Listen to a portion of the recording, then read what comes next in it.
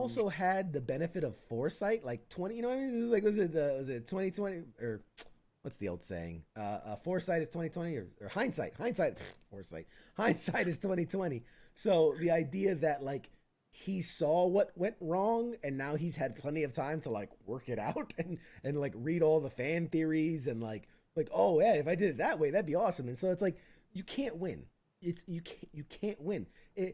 I joke all the time where I'm like, I love to play ping pong, but I'm like, playing me in ping pong is a lose lose situation for you because A, you beat me, well, great, you just beat a disabled veteran who has nerve damage in his hands, or B, you just got beat by a disabled veteran with nerve damage in his hands.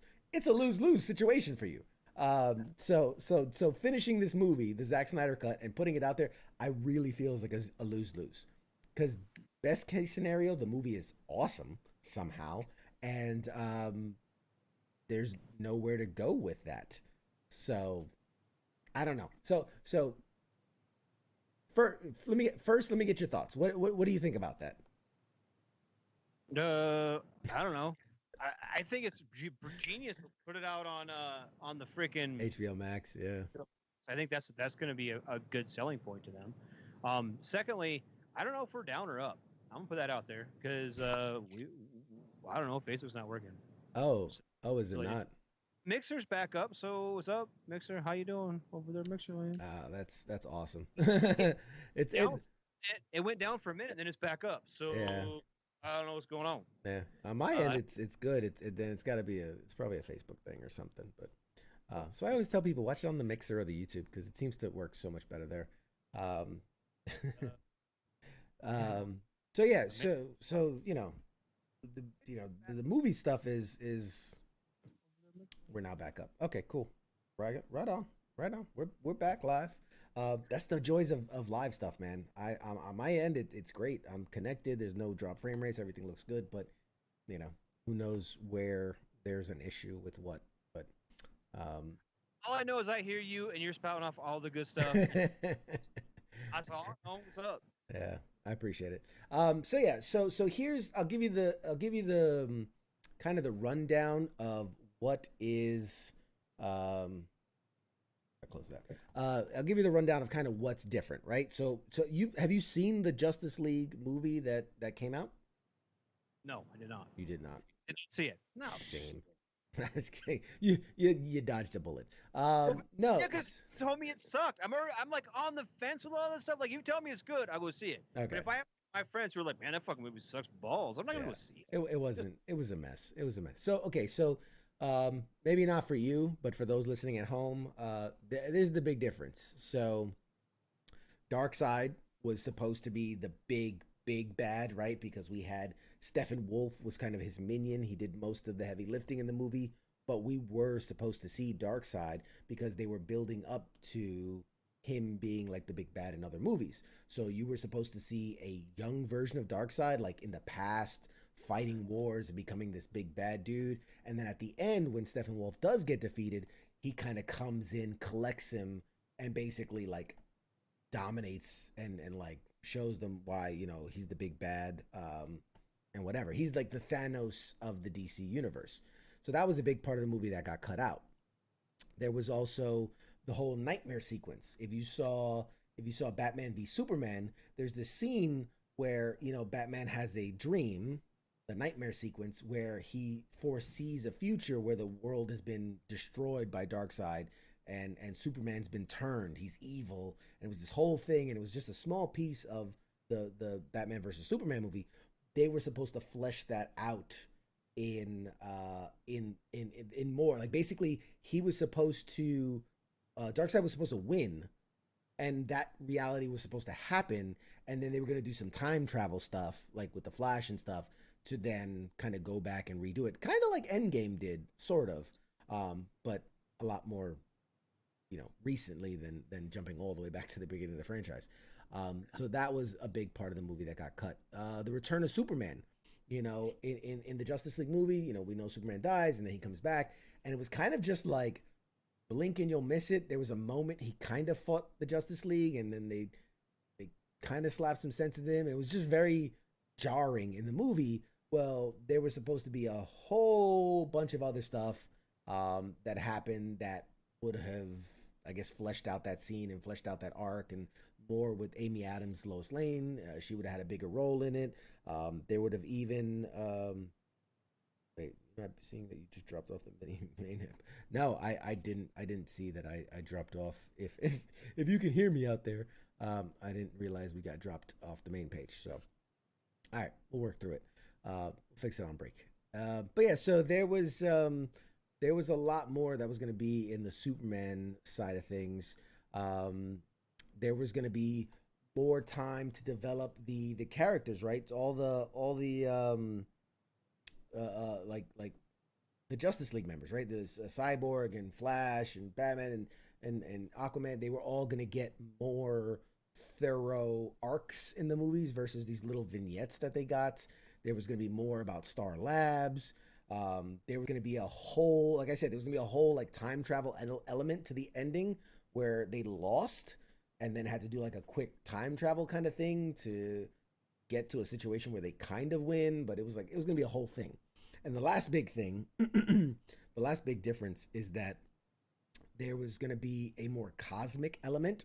So there might have been some reveals of like Martian Manhunter. There might have been a modern day version of Green Lantern. It's like there was supposed to be a bunch more stuff, but obviously the movie was already kind of bloated as it is. So anyway, all these elements are apparently going to be brought back in for, I mean, God knows only how long this movie's going to be. But I've kind of talked myself into it. I'm kind of interested in seeing the movie now. I'm curious to see what the hell they're going to do with this because Yeah, you're trying to talk me into it, and you talked yourself into it. I kind of did. I kind of did. I am, yeah. I So don't. you're like, this is pretty fucking shit. I ain't watching that. That's dumb. Why should I watch that? But I'll Come on. tell you what. I'll tell you what. I'm gonna sign up. I'm gonna sign up on HBO Max so that I can watch the Friends reunion special. And if I so happen to catch the Zack Snyder cut of Justice League, eh, you know, we'll see. Yeah, that was. Oh, good.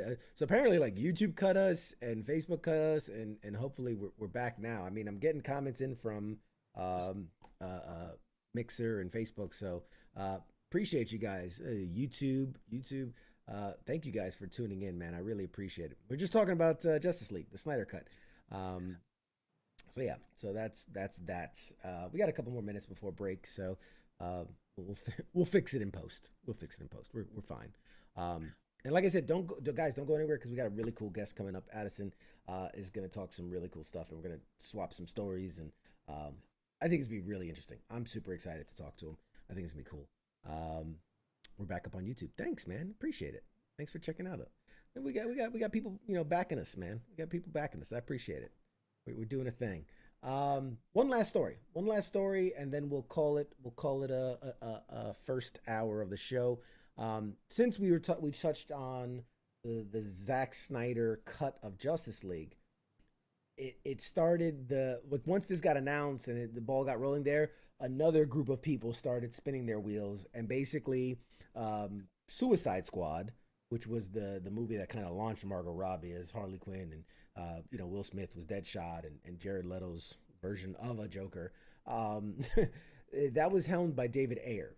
And now David Ayer has gone on record many times saying that, look, the movie I shot is not really what you saw in theaters, right? The studio said I can't do this, the studio said I can't do that, and they changed this and they changed that, whatever.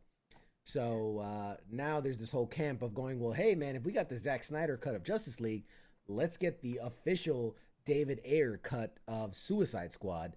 Yeah, he has confirmed on Twitter. He goes, yeah, there is a version of my movie that's there. Like it's shot. He goes, there are a couple, visual effects that they'd have to, polish and whatnot, but that like the movie's there. It wouldn't take much for them to, not nearly as much to do the Justice League movie than it would to do the Suicide Squad movie. So, he's kind of online, pushing that like, hey man, if y'all doing the the Justice League, let me throw a brother a bone, give me the Suicide Squad, the Ayers cut. But he was talking about that in his version of the movie, there was like Diablo, one of the characters, spoilers, dies in the movie. He said in his cut, he survives. He said that Deadshot and Harley Quinn actually kind of fall for each other and have a thing. He had a whole different opening for the movie that had more to do with the Enchantress and kind of that stuff. He said there was a scene in the movie where Joker kills Common, the rapper Common. He plays Tattoo Man. Very quick, blink and you'll miss it almost. And he said in his version of the movie, there was much more of like a psychological thing there. It was a bigger scene where Joker actually kind of goads the guy into killing himself. Like he I don't know, imposes his will upon this guy, and it shows more of the psychological effects of Joker.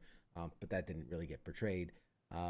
He said a lot of this stuff would have been in his version of the movie. So will we? I would have said in a million years we'll never see it. But now that we're getting the Zack Snyder cut, maybe it is possible. Maybe we will get a David Ayer's cut of Suicide Squad. I got Tina in the chats. What's up? Saying that confession. I loved Birds of Prey. You know what? I don't think it was a bad movie. Was it a movie that I'm gonna write home about and be like, oh my god, it was the greatest movie? There was a lot they could have did different. I appreciated it for what it was. It definitely wasn't bottom of the barrel as far as DC movies go. It was actually, up there for DC movies, and I see what they were trying to do, and I liked it. I liked it for what it was. We'll see. James Gunn is obviously doing a sequel-ish movie of Suicide Squad, or it's like some weird sequel reboot of Suicide Squad, and Margot Robbie's going to be in it, so that obviously ties into her Birds of Prey movie. So I don't know. Like I said, I don't know what the DC is doing with their movies, because there's some movies that are happening, and then there's other movies that are just not happening, and it's a mess. It's an absolute mess. So anyway, guys, we have reached the top of the hour. We are going to take a short break, and when we get back, we are going to have I'm going to call him Addison Blu, because that's kind of his signature. But we'll talk more about that. We're going to have Addison, and he's a veteran. He's funny. Writes for Duffleblog. Does so like there's so much I can't even. We're gonna have to crack this nut open and really dig into just everything that he kind of does, and oh man, I'm so intrigued by this guy. So we'll be right back soon, guys. Oh, and last, when we come back from break, we're gonna have the new open again, so you don't want to miss that. So 10 minutes, set your clock, and we are gonna be back from break. Shots.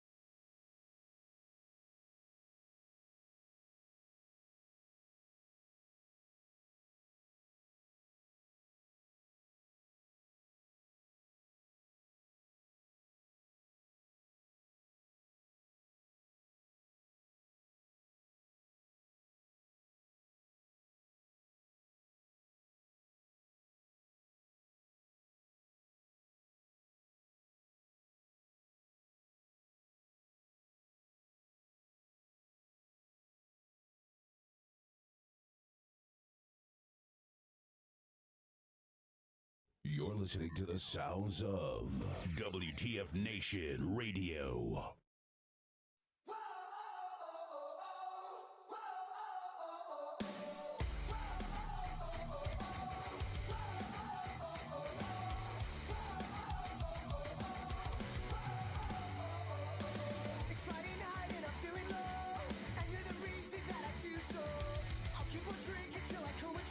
Or I pass out on the floor. You got me staring out the window.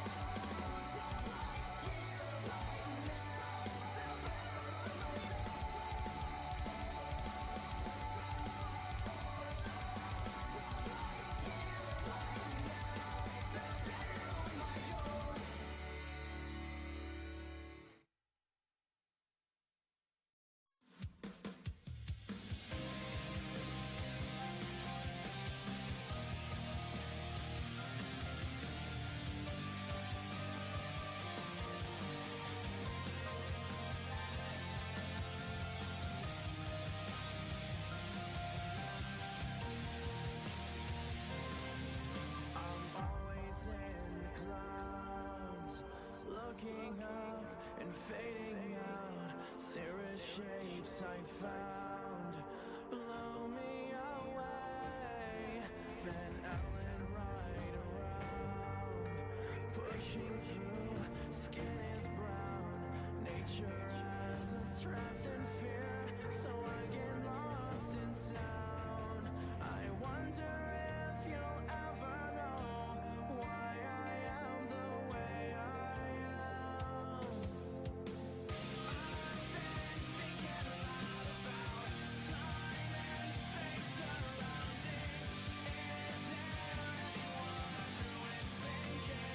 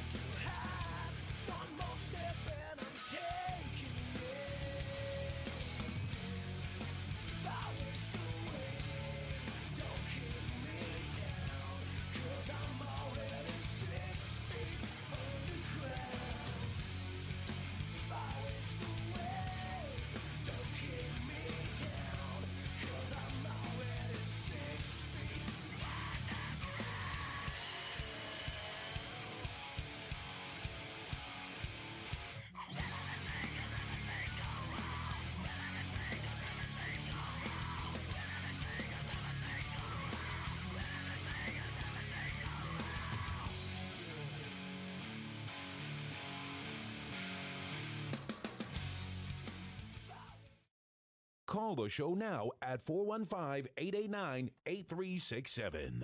The voice of U.S. Army, WTF Moments. This is WTF Nation Radio.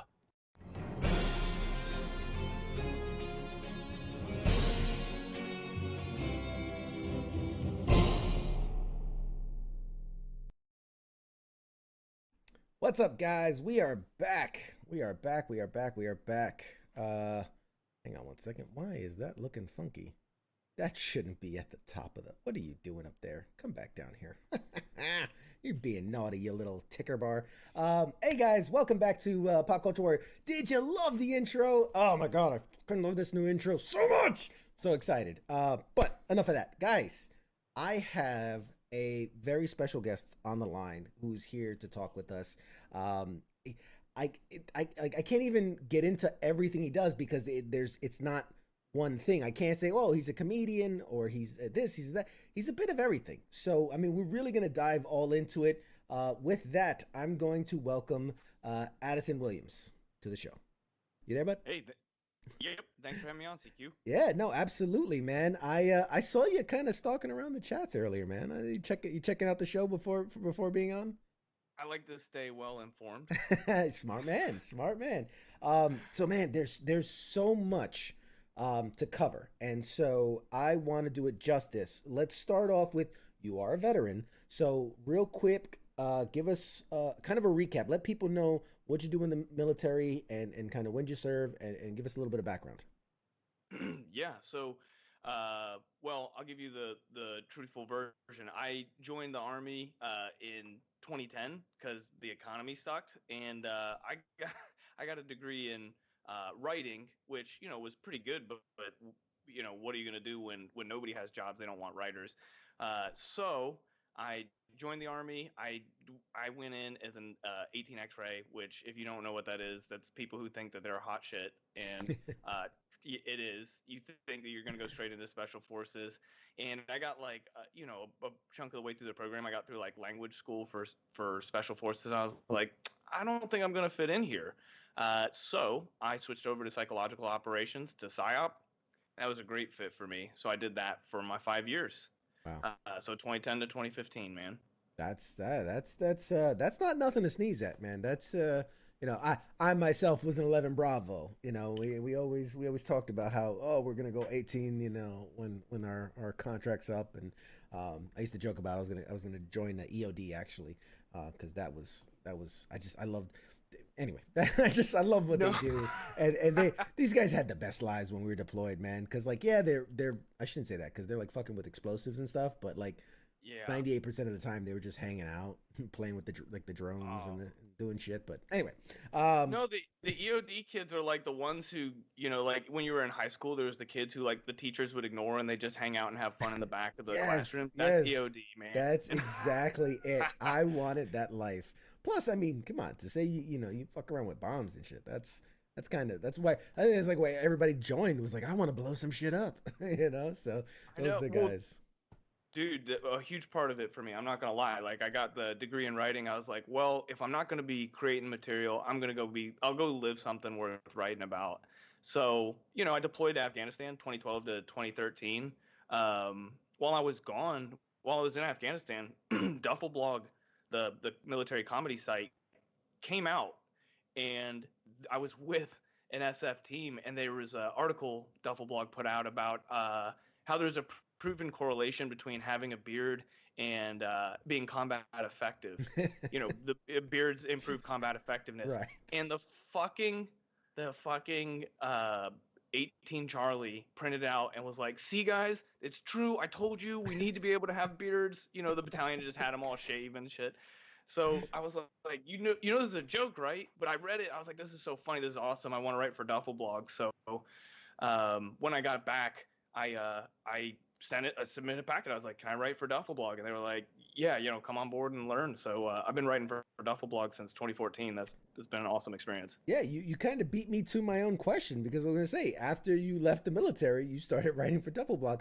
Like, what is... I'm so fascinated by the thought of it. So I mean, I've done stand-up comedy and I've messed around with improv and writing and different things. But to really see, I sit there and I'll read those Duffleblog articles, and to see the amount of effort and time that must go into writing something that like it's legit news. Like it's satire, but it's not, a meme, right? Where it's like I threw a couple words on a picture and boom, it's funny. Like you guys really put some time and effort into that. What tell me, like what drives you to write these kind of articles? I'm fascinated. The editors, man. At Duffleblog, I'll give some mad credit. So the guys who do all the editing have mostly been Paul Zoldra, the founder. He's a Marine veteran, but he's also a professional journalist. Like his full gig outside of Duffleblog is writing like real military journalism. He's a big name and he does a great job. So he holds us to like that same standard for our shit and dick and fart jokes. Like our I'm sorry, you know what I mean? Oh yeah, like, absolutely. We'll make grunt jokes or dark comedy, and he's like, you can't just phone it in. You got to do good content. And then Brian O'Rourke, he is also his day job is professional editor for a military journal. So like he'll be like, no, that's not, you gave me an image to use. That's not the right ship. That's not the one you mentioned in the photo. I'm like, oh my God, we've got it. He's like, no, read the style guide. It's got to conform to the AP standards. So, right. We get held to a good standard, man. But other than that, it really is like the workshop. Yeah, no, it's really good. And it's like you said, you don't, you can't phone it in. The article can't be, our Army thinks Marines eat crayons. Ha ha ha ha. Like there is some actual thought and effort that goes into these things, and really almost thought provoking, right? Taking, we say it in comedy, right? You're taking a kernel of truth, you're putting it, spinning it on its head and exaggerating it and messing with it. But it comes from a layer of truth, right? Like how many articles have there been about the silly reflective belts, or like you said, the beards for grunts, or stuff about coffee, or all these things. Or Lieutenant gets lost in the woods, and like it all stems from a kernel of truth, and that's why it's so great. And let me say, all you guys in the chats, if you guys got questions, by any means, drop them in the comments. We're gonna get Addison to answer them, and we'll do that. Otherwise, I'm gonna geek out and ask all my questions. So if you guys want to take part in this, by all means, drop in your comments and your questions. And we got Mr. Malice on Mixer says that this may be random, but I wholeheartedly thank both of you for your service. I'm political commentator and professional freak, and am able to be that way for people like you, for guys like you defending my rights and freedom. So thank you. There you go. We got a thank you for your service in the comments. We don't get a lot of those. It's usually a lot of eat a dick comments. Hey, I welcome both. I'm thankful for the support. It's funny because like on the one hand, we want to make, I don't know, we hear it a lot, and so veterans, some veterans who ain't living the good life or whatever, it does feel bitter sometimes. But I think enough people mean it that there have been times where I really had to reach out and be like, hey guys, I need some help, and people are more helpful. I'm not gonna lie, people are more helpful if they're like, oh, you served, I got your back. Like I know you're not full of shit, you're not just lazy. Like oh, you served, you need some help. Don't you think? Let me ask you something real quick, and this has nothing to do. It piques my interest though. Do you think there's almost a double-edged sword of that? Because 99 out of 100 guys that I served with that are people I would literally die for, but like there's that one shitbag that you're like this fucker's getting off on veteran discounts, and like he's like, I'm a vet, so do shit for me, and like you're like, man, you were barely a vet, if anything, and really like you don't deserve, like, I don't know, that's just my own thing. Like, you know what, I have this idea that like there's so much good to go around that if that guy gets a little extra too, so be it. It's not like we're gonna run out of goodwill for veterans. Applebee's isn't gonna run out of 10% off discounts. Home Depot, bro. I use that vet discount at Home Depot religiously. Let me tell you something. Yeah. We're not gonna put the vets ain't gonna put, the shitbags won't single-handedly put Home Depot out of business. That's right. So I don't fret it one bit. And you know what's funny? The some of the biggest shitbags I knew. It's not like they're hard on their luck and they're like getting Applebee's. They're like, they're working for Yeah. Triple Canopy now, or Yeah. you know. Those are the guys that find a way, man. Yeah, the they find a shammers, way. man. They find a way to do well. All right, more about you though. More about you. So okay. So now you've written like over like 80 articles, right? Dude, this is spanning back think to so. 2014. Are there any like what are your favorites? What are the ones that like when you think back immediately jump to your mind? Like, oh, I love that one. You know what? This one used to be awesome because we had a really good photo, and then it got so famous that somebody came and tried to hit us up for copyright issues on it. But it was Afghan hipster crafts locally sourced artisan bombs. I just That's good. That's good. it's and the funny thing was the kernel of truth is that a homemade explosive, an improvised explosive device, really is Yeah. it is artisan. It's artisanal. It's yeah. Single Homegrown. batch. Yeah. Yeah. But the other thing is that it is weird to think like wherever you are, there has to be people who are like the people you know. So fuck it, dude. There's probably Afghan hipsters. Yeah, I mean, again, that's I think the best comedy comes from the reality and the farce of the reality. We had not too long ago we had Mark Baker on the show who he did Private Murphy, the little army cartoons, and a lot of the best stuff came from the truth, right? Like it was always like the promotion board and like all the stupid things of like the CQ desk, the staff duty desk, and all these different things. Like that's where the comedy comes from because it's true. And we've all thought it. We've all or thought something like it, and you're just bringing light to it. Let me ask you out of curiosity, Addison Blu, and that's what I keep calling you because that's how I kept finding you. So where did that come from? Obviously, it's not that far of an offshoot from your name, but what was that the reasoning behind that as kind of a pseudonym, a pen name?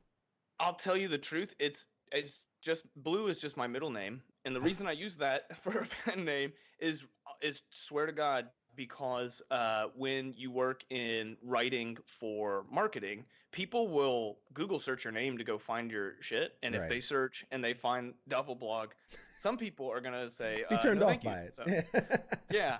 You know what? And so that's what I had thought for a long time. But then the funny thing was, finally somebody found it and somebody chose to work with me because they found it. They were like, I wasn't going to work with you, but you made me laugh. I'll be like, wow. And they'll be like, I found your comedy stuff. So that's I thought, right. Okay. Weird. I'm of that mind where I think it takes more creativity to write for something like Duffleblog. Again, a good article, maybe not like a phone it in article. Not that there are any, but to write something like that is going to take much more a comedic sense. It's going to play on words. It's going to be way harder than going yesterday 22 people died in a car crash and like where you're just spouting off the news, as it were. You really have to create a believable, right? Because those are the best articles where you have those people, like you said, going, look at this, can you believe this? I get that all the time. People share stuff with me like, can you believe all this stuff happened? I'm like, dude, cite your source, bro. Look down. Oh my God. It should be too easy, but people see what they want to see. And sometimes, so this is a weird thing you bring up, man. Even with Duffleblog, I made a commitment a couple years into running for Duffleblog that I wouldn't make any troll articles, meaning like I wouldn't write a title that I intentionally wanted to deceive people. If half were laughing, but the other half thought it was real. And some of those are our funniest ones. Like, I'm not going to lie. Like, some people do it great. But I just realized, like, you know what? I'm going to use my powers for good. You're not trying to trick people. And not trying. Those are the... And, okay, dude, there's so much more I want to cover because you've done so much more than just the writing. But I want to make sure we hit this real good. There's a question, Wallbreaker from Facebook. He says, have you written a book? So I actually haven't written a book. I've written a couple of TV episodes for Vet TV that are actually produced. Like, you go watch them and they are acted out and they were really awesome. And I've got a TV pilot that I'm wrapping up. So we'll see if I can go ahead and break into Hollywood magically. Well, yeah, I mean, hey, that's no, you're not that far off. Okay, so we've talked about. Well, actually, I got so many questions about the writing part of it. But you know, where else? Sorry, I've lost my No, train no, of thought here. I'm a writer because that's what I bring to everything I do. That's what got me through PsyOp. That's what gets me through marketing. But at the end of the day, if it doesn't involve writing, I'm not gonna make it. So Right. That's where okay, that's where my thought was, because we were talking about your pen name, and it made me think. You know, I know I won't call them out, but I know a few people that write for Duffleblog and for other places, and use their pseudonyms, and I don't want to say hide behind it, but you know, for professional reasons, or like you said, you know, you don't want to be associated with stuff like that. They use very tricky names, or hidden names. sure. You went with a name that was almost on the nose, literally. Uh, what is the, you know, like, you don't have a certain, like you know, you're poking fun at some big powers, right? The DOD, you're pointing at the Oh military. yeah. Like, have you ever been concerned about like repercussions, and kind of, you know, blowback from, because your name's out there with it? So that's funny you say that. I'll tell you two quick times that there was some blowback. I made a Chris Kyle joke. Ooh. You know, because I did. I made a Chris Kyle joke. There's an article. You know, because we don't have sacred cows. That's a rule, Right, right? Like right. if something's worth poking a hole in, do it. Chris Kyle's brother sent a death threat to Duffleblog against me. So I was like, okay, Ooh. I doubt he'll do it, but it still made me scratch my head. But then, you know what? I see that it happens to a lot of people who just are in the public light. Yeah. But the other one that was way more fun was Matthew Modine, the guy who played Joker in Full Yeah. Metal Jacket. Yeah. I wrote an article about oh shoot, when Arlie Ermy died. I made a joke about the Vincent D'Onofrio, Mm, you know, the actor who played Private Pile in Full Metal Jacket. right. And no joke, it was a clear fucking comedy article headline. And Matthew Modine, the professional Hollywood actor, thought it was a serious article that I had written, like fake news about Vincent D'Onofrio. And he even called, like, he checked with Vincent to make sure it wasn't true. Wow. And he blew up on Twitter on me. Matthew Modine was like, "Screw this guy. He's full of shit, and he does a bad thing for veterans with PTSD."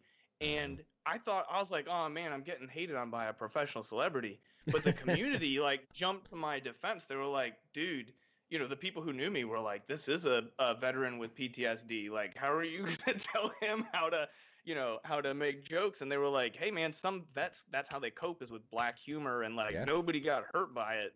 You know, even Vincent D'Onofrio didn't join in. Like, I think he probably could get the joke, but it was weird for this moment for my real life, you know, like my Twitter account with my name and my face, you know, people like being like, "Yeah, Addison Blu, right?" Like, Addison, yeah, it's my name. So very weird moment. But I realized it wasn't as bad as I thought it would be. Like, I thought I couldn't handle it. It's not like I know that sometimes there's like Twitter storms where people pile on and cancel people, and like it Yeah. hurts deep inside. But I think it's just weird that as long as there's good people and bad people, it's balanced out, man. Your name is just, it's just like a bargaining chip or a token, you know? Yeah, yeah. Well, I will say I've met Vincent D'Onofrio, and he's a wonderful man, and took the time to talk to us. There was a couple of us veterans together, and we were doing a thing, and so very nice guy. So and it has a great sense of humor. So I think he could appreciate it for what it was. We got a question in. It says, question for both of us. Nice. Mr. Malice says, from Mixer, question for both of you: favorite comedian and why? Shoot. That changes for me, but right now I will say Ali Wong blows my mind. You know who she Ooh, is? yes, a phenomenal writer. Yeah, I would almost say better writer than comedian.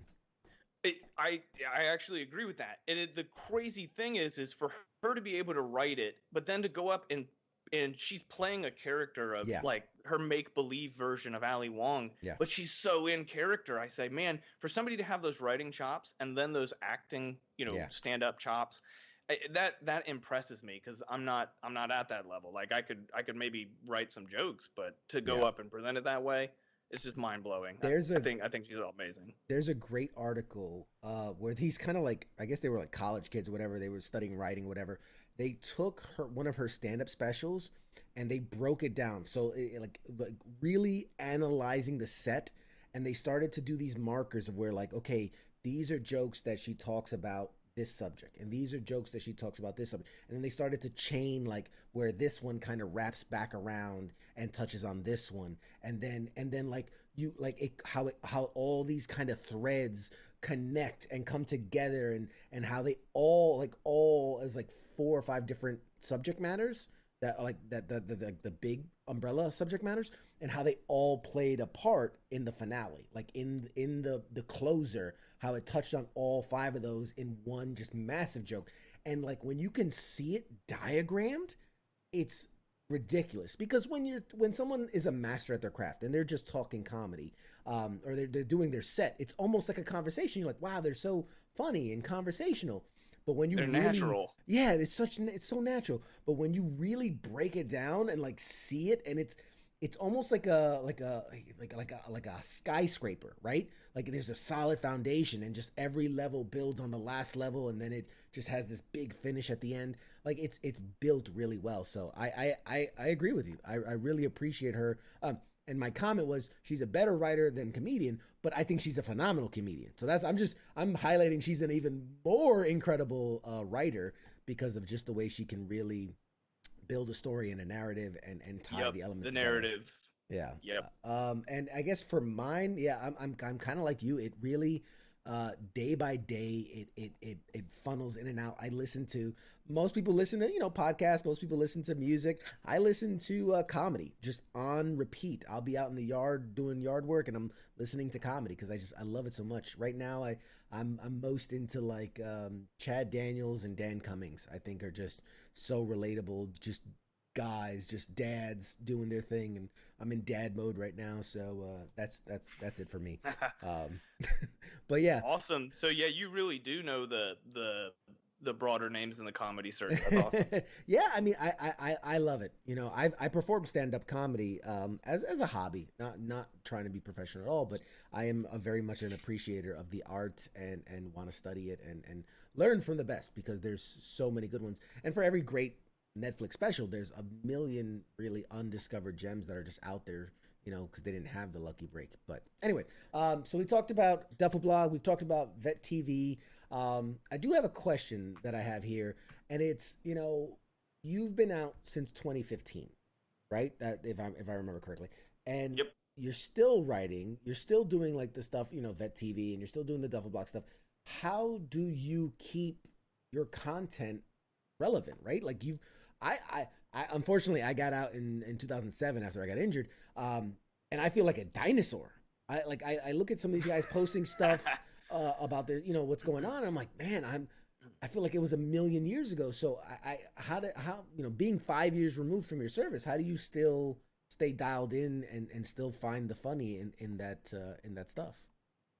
So one part of it is just knowing the news, right? Like, so, women integrated into combat arms since I left. Well, I don't have to go and experience, full gender integration in the services to know, like, okay, I was in PSYOP that had females in our unit. I know how they were both treated well or poorly. I know the dynamic. So just staying up to date on that. I'm lucky for me, the military changes slow. So I wrote the one of the most popular articles. I don't know. It just, when I look at like Facebook likes or whatever that I ever wrote was you remember Martin Dempsey was the chairman of the Joint Chiefs of Staff. And I had this one planned out because you don't know when he's going to retire. So I planned this article out for like 2 years. And it was Dempsey unable to retire until CIF signs off on missing canteen. And the reason that one blew up is because in like the comment section, there'd be people who are like, I got out in like 86 and this joke makes sense to me. I know CIF treats everybody like garbage, no matter who they are. And it was just, that was this awesome moment. Like everybody came together around the common cause of like, screw the central issue facility and how they won't take back your equipment. Yeah. It's so funny. I see it, obviously I have a lot of vet friends and a lot of still serving friends. In fact, it's scary when I go like, oh, guys I was in basic with are like retiring in like next year and stuff. So like, shit, I've been out for a while. But no, like it's funny. I'll see in my feed, so many things that like I get, but maybe aren't my not my army kind of thing. But you will see that thing of where it's like, the guy where he's like, I handed this into, the weapon sergeant. And it's like the money rolled into the thing. Like it's clean. So like there's certain things that are timeless. You know what I mean? Yep. Where like, I know weapon turn in. exactly. I know exactly the meme you're talking about. Yeah, exactly. So it's like those are it makes me feel good. Like as an older vet now, I'm getting my grays and I'm becoming an older vet. But it does make me feel kind of good to be like, yeah, I get that. I'm Captain America in that reference where I'm like, yeah, I get the reference. Like I'm still hip. I served. Awesome. Dude. Yeah. Oh my God, I love that you can use Marvel for any reference. That's my jam too. Hey, we speak the same language, bro. So okay. Surprise, motherfucker. See. But yeah, so okay, so we talked about that stuff. And there's so much stuff because I want to talk about the war game stuff. I want to talk about the 98 to go. Before that, you did mention PTSD, and I do want to take a second if you're willing to open up about that, because like I myself, I'm a disabled vet. I got injured in combat. I suffer from PTSD, and I talk about it because mental health shouldn't be a stigma, and it should be openly discussed, right? Because the same way I'm going to go to the gym and get my muscle swole, I should get my brain worked on. You know what I mean? I should work out that muscle. Are you comfortable talking about stuff like that? Yeah, I'm totally fine. What's up? No, I just, I'm going to assume, I'm going to make an assumption now, just based on what we've talked about and based on what I know, what I've looked into about you. Writing is not just a passion, but also maybe an outlet, something that you have utilized almost as, I don't want to say as a therapy, right? But it's something that does bring you a sense of pride, a sense of joy, a sense of, a weight off your chest, very much the way I've used comedy to kind of like take some of the edge off to some of the demons. Is that writing for you? Is that something that's helped? Yeah, it's helped. And you know what? I'll tell you a honest to God story. This is no shit. So you drew a connection that is probably a little bit. It's more connected than you'd think. So I started having I was unable to sleep, and I started having like rage issues at work, and I just, I was one of that mindset, like I think a lot of service members and vets are. So I was still serving, and I was like, no, it's nothing. Like I'm just pissed about shit, or I'm just overworked. I just can't sleep. And my one of the sergeants in my unit was like, hey man, I'm basically telling you like an order, like you're gonna go talk to mental health. I was like, okay, fine, go fuck yourself. I'll do it, whatever. And I went, and the therapist was really good. I mean, he was a civilian, so like I just felt more comfortable talking. And he didn't, not confrontational in any way, but right. We got to the root of it. That I was like, yeah, I don't see myself sticking around in the Army. And I didn't even have a diagnosis yet. He's just like, I mean, you clearly have some shit that's keeping you awake and causing you to change your behavior. So I was like, okay, cool, we'll talk through it. And we got to the point where he was like, okay, now that you're getting out of the Army, like, what do you want to do? And I had this chip on my shoulder, right? Just when you have PTSD or anxiety or whatever, it can beat you up. I was like, well, I was gonna be a writer, but the world's out to get me. Like nothing's gonna go right. And he's like, okay, okay, cool. Who would you write for if you could write for anybody? I was like, well, Duffleblog. They're hilarious. I read that every day. I'd write for Duffleblog. He's like, okay, cool. Have you applied to Duffleblog? And I was like, no, but they wouldn't accept me even if I applied. And he was like, okay, cool. Prove me wrong. Go apply to Duffleblog. And then when you get a rejection, you come and tell me. And he's the reason, the therapist is the reason, is a way of trying to nudge me into just opening my mind again. Is the reason I applied to Duffleblog. And I came in, I don't know, like 6 weeks later, and I was like, you were right. Fuck you. You were right. They said they'd work with, let me write. So it started at the root. Like somebody else identified like, hey, this guy needs writing again, right? Like I'd stopped doing it. Yeah. And he pointed me back in that direction, and I haven't really turned back since, So writing entertainment, professional writing, comedy, that's what I do. So yeah. Have you? I'm just out of curiosity because I went through a lot of phases where, you know, like you said, I suffered from anxiety, I suffered from depression. I didn't know. It was a long time to understand, and this is 2005, 2007 when PTSD was still kind of the big mystery cloud. And it took me a long time to get to a place where I'm like, okay, this is working for me. Was there anything else that you've tried along the way, or are you still experimenting? So you know what? There are a couple things. I started doing mindfulness meditation. I don't do it as much now because when you practice it enough, you can like kind of do it while you're doing anything. But practicing mindfulness really helped. But I'll tell you that it's really stupid and hokey. But I started reading Stoic literature like Marcus Aurelius and stuff like that. And you think it's going to be about like repressing your emotions and like burying it inside because that's what you think of when you hear the word stoic. Right. But it's not like that at all. It's much bit more about like instead of being like woe is me, it's like what can I do to turn this what this bad thing into a good thing. So a big thing that's helped me with writing is that like for doing a pilot, the most of the people who write a pilot have never seen people actually fighting each other or like hiding for their life from gunfire or something like that. And there's those moments where I'm like, I don't even think about it, but I'm like, oh, I know what to write in this scene. I know what a person would do, and it gives me a unique touch. And I've come that far now with turning a weakness into a strength that I don't even think about it, right? So that stoicism, that mentality of turning things around, I think it's everywhere. Like you see it in Buddhism or a little bit in Christianity and stuff, but the Stoic stuff has really worked for me for coping. Yeah, that's incredible. I went with performing arts, and I know for me, almost a little bit of public speaking, which is weird because when you're suffering from like social anxiety and things, you don't want to be in the spotlight. And then I started doing public speaking and stand-up comedy to battle the thing that kept me from wanting to be in the public eye. So and now a live radio show, which is its own complications, as you guys can see. But so I appreciate and I understand it. We have the station WTF Nation Radio has kind of a partnership with War Horses for Veterans, and they do a lot of the therapeutic.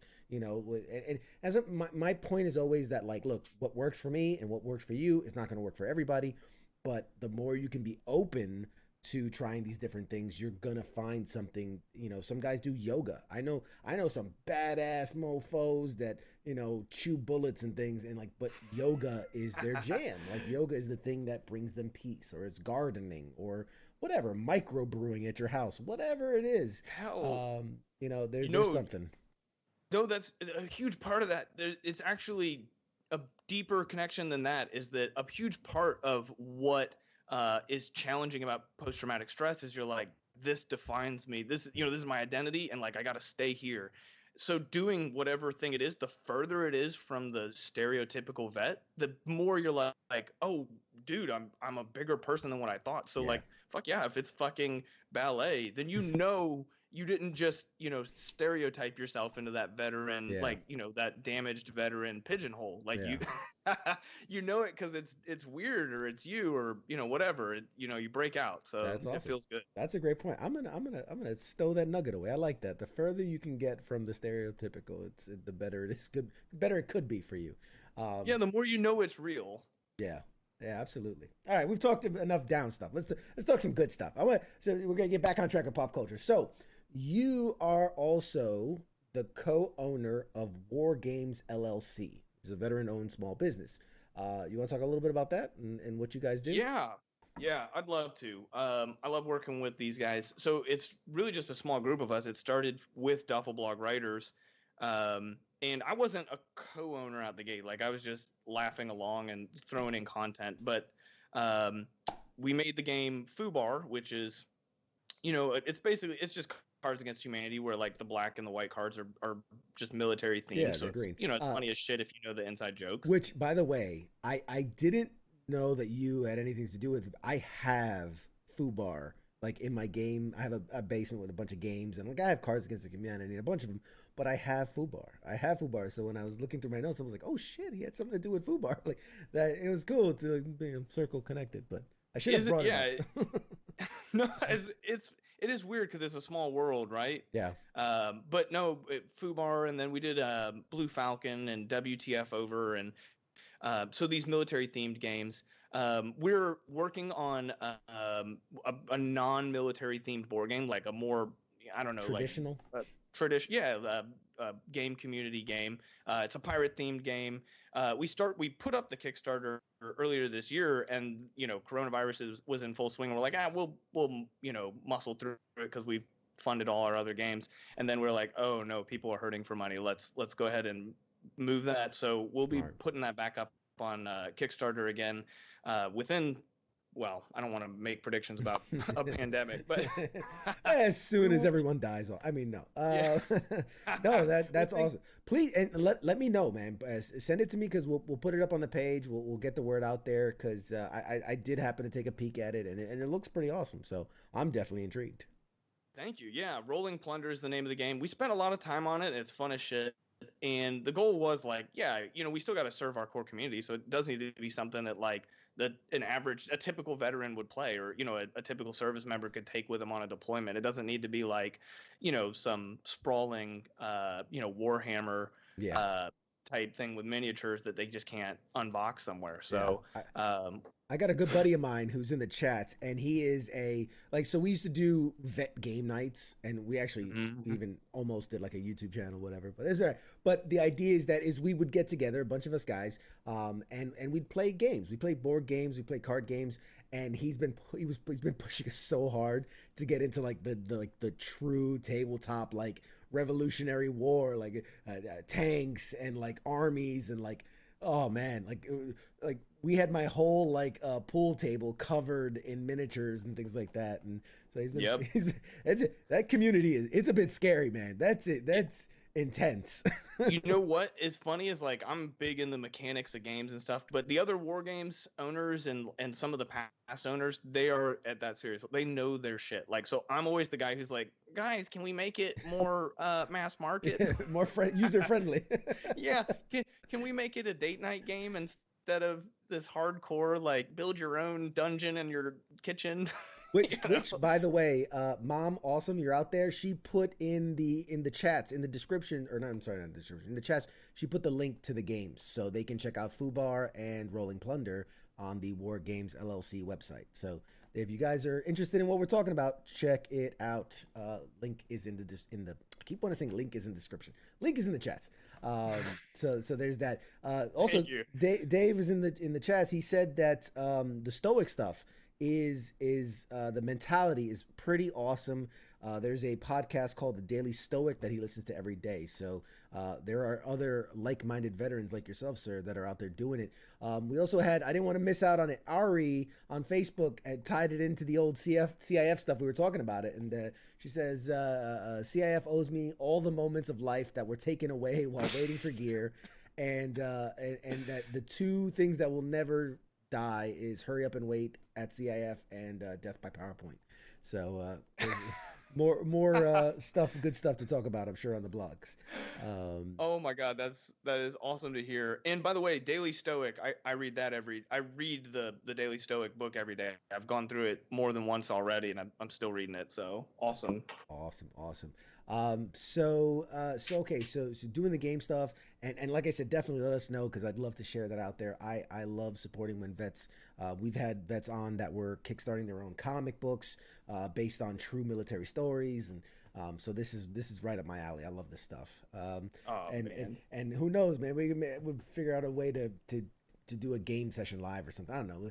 I'm always looking for really fun, creative ideas to do. Oh, that would be sick. So we could set that up. Yeah, we'll talk offline. We're gonna make something happen there. There's definitely something there. Have your people talk to my people. Yeah, we'll get our peoples talking. Real quick, you mentioned that you got accepted into the Veterans Writing Project. I'm curious to learn more about that. So I'll be totally honest. Like I've got my day job. I do marketing, but I haven't stopped doing entertainment writing in many years. The 6 years since I started, because I should mention this. I wrote for Duffleblog for a period while I was still in the service. Right. So there's some overlap there. If you're trying to do 20 minus 6 doesn't equal 15 or whatever. Right. You started early. But yeah, I applied for the second time to the Veterans Writing Project, which is this cool. I like nonprofit stuff a lot. I think for veterans, it's critical to our community. But they're they do this nonprofit thing where they basically give you a fellowship and some mentorship through writing, like a screenplay or a TV pilot, and you get some mentorship. And so I'm not counting my, chickens or anything like that. But I got accepted, and I'm really excited and super thankful and appreciative because I'm always just hanging on to that next lifeline of like, all right, what Sure. art project am I working on? What's my creative drive right now? And for me right now, I'm really looking forward to that program. So, I'm essentially shouting them out and saying, like, thanks, guys, for Make it happen, for y'all. bringing me to the program. This is awesome. But no, it's I've applied to like a billion different programs. So to finally, for veterans too, for Yeah. writing and stuff, but to finally see one come to fruition, I'm super thankful. Yeah, I mean, I'm so happy that more and more we're seeing veterans do more, right? Because, and not to knock anyone, but we've seen the veterans create the YouTube channel. We've seen the veterans create, the coffee company or the bro vet t-shirts. Like, we've seen it, and that's fine, and that's totally fine. That's totally fine. Like, that's great for them. But it's so it fills my heart with joy to see veterans that take the CEO job and take the political job and all that. That's great, but also the artistic stuff. That's where I really find joy when I see the veterans that are creating their own comic book or starting their own, or writing a pilot for a TV show or creating their own. I knew a guy that did a whole play, and did a playwright thing, and like that's awesome to me because that's doing something like you said that's so far out of the box than maybe anything we did in the service, but that really flexes who you are and is able to utilize the veteran part of you to emphasize the other part, instead of the other way around. Yes, that's crucial because even a buddy of mine at Duffleblog asked me when, recently I was talking about doing more screenwriting, and he's like, what's your goal? Do you want to be a veteran screenwriter, or do you want to be a screenwriter who happens to be a veteran and bring that, to the table? And I was like, I want to be a screenwriter. Like I'm not pigeonholed or nailed down to just being the veteran. I'm just bringing something new. So you're spot on, man. Be the whole person, right? Like think about it like political people. Like when you meet somebody who is like their political party and they're walking around, you're like, oh my gosh, they're just their politics. Yeah, they're so left or they're so right, or you don't love that person as much. And I think even though we love veterans, like who wants to be around a person typecasting themselves or like putting themselves in the box or the corner? You want to be around somebody dynamic. So well, yeah, and you come off almost stereotypical. Where like you're like I'm as veteran as they come. I rock my 173rd cap. Yeah, I got the ink. I got my 173rd ink. I'm stereotypical, sure, but I'm also more than my service, right? And that's the Pop Culture Warrior show came from because I love nerd shit. I've got Spider-Man tattoos. I love this stuff, and that first and foremost, being the warrior is that's part of it, But that came first. It's the icing. Yeah. Go ahead. Sorry. Go ahead. No, it's cool because it's pop culture is before war. Not that it's priority, but you're a pop culture warrior. It's pop culture is the key to what sets it apart, man. So I love it. Yeah, exactly. So man, we're having such a good time. We're running short on time. I do want to talk about 98 to go. That's your big thing. That's what's going on right now. So what is it? And fill us in. I'll give you, if you're pulling from LinkedIn or something like that, I'll give you an update. 98 to go is still my company. That is my, what I do, my writing through or my consulting and that kind of stuff. But I'll be totally transparent. I got sick, super sick for about the last year. I got Lyme disease. I literally got bit by a tick, and no, it's not radioactive, no superpowers, nothing, Tick Man? nothing cool about it. I got bit. I didn't know that I am. You can be so smart but so stupid. I thought I knew a lot, but did not think I would get sick from a tick. So I didn't say anything or do anything. I got super sick, and I had to let all my contractors, everybody I worked with at the agency, I let them all go. So that's a one-man project now. And I work through another agency now. Super great to me. I mean, I told him when I came on, I was like, hey, I'm a vet. I had my main gig, and that was 98 to go. And they were like, hey, you can keep having your thing, but do what you do for us. So I'm kind of housed inside another agency right now. So just to be totally clear about the big thing.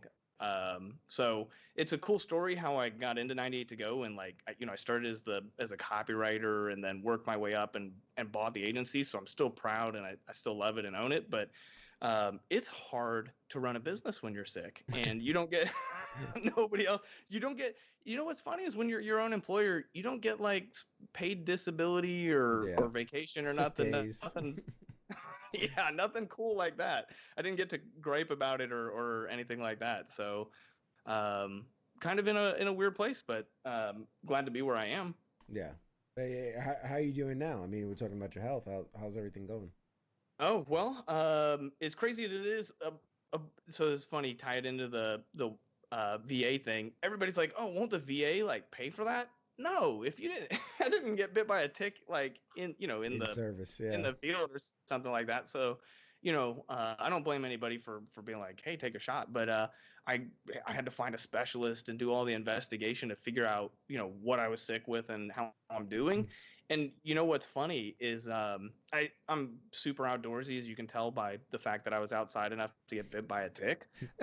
But when you have time to stay inside and stuff and just be like, okay, well, if I'm not that, if I'm not just my outdoorsy or athletic person, that part of my personality, what am I? If I'm not just the entrepreneur, what am I?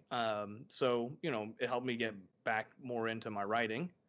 And it's kind of the same thing with I'd already had the experience going through figuring out, well, what is PTSD and, who am I outside of, being a soldier or a veteran. So for me, it was like, oh, well, what did I do last time?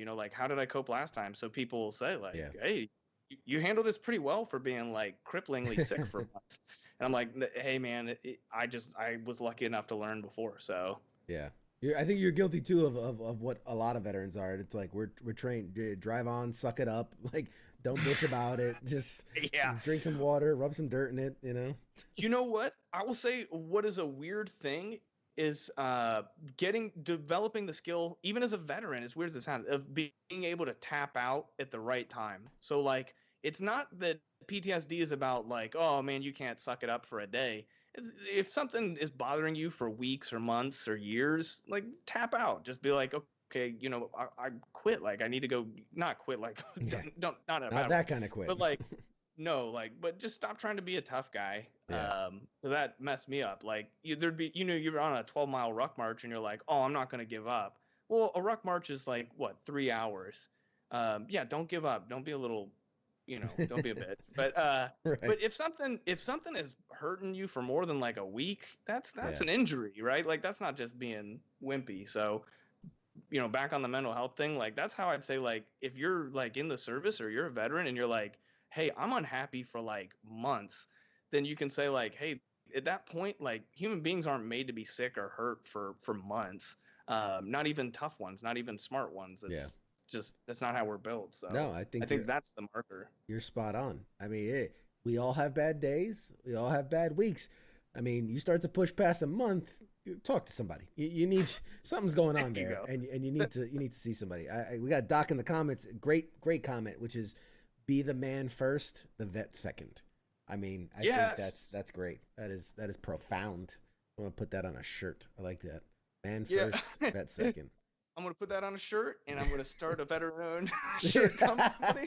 I'm going to put that on a cup of coffee, and boom, we're in business, baby. Love it. Awesome. Well, hey, man, it's about that time. This has been so much fun, man. Thank you so much for coming on. I know we have a friend in common who helped link us up, and I'm definitely glad. I want to see what comes of the games, man. I'm definitely keep me in the loop because I'm definitely interested in that. I literally have a cabinet full of games because I just love playing games. Obviously, as I'm surrounded by all these toys, I love playing games. Man, I will tell you when you know what we'll do is when we get the next batch of games, we'll get you a copy of whatever we get in. We're moving our inventory right now, so I'll keep you up to date. I'm so pumped that you love the games, and Absolutely. since you've already got a copy of Food Bar, we'll look at like the other two games that we've got in our inventory and send that over. You don't got to threaten me with a good time. And hey, if you ever looking, we're always doing giveaways on the show too. So if you ever want to send some out, and we'll give them to the fans, man. Promote the stuff and support what you guys are doing. So definitely, Man, and that's awesome. And yeah, and we're pop culture meets military veterans. That is a better known board game company. We kind of meet at that point. So that's fantastic, man. Yeah. We'll definitely talk more. So guys, stay tuned for that stuff. Thank you, everybody. Please give it up for our special guest today, Addison. Yeah, hopefully we'll maybe in the future, man. We got some stuff coming up. We'll have you on and we'll talk more because this was a lot of fun, bud. I appreciate it. Thanks. I had a good time too. Good night. All right, guys. We're gonna take a short break and we will be right back to wrap up tonight's episode. So stick around and we'll be right back. Shots. You're listening to the sounds of WTF Nation Radio.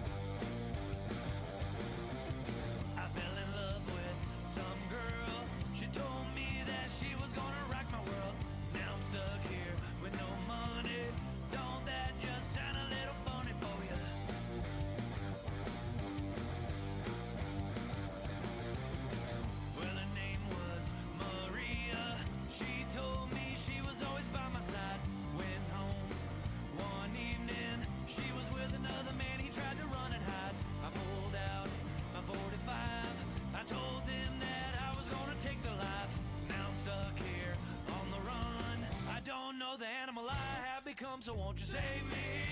Save me! Won't you save me? Save me! Won't you save me? Save me! Won't you please put me out of my little misery?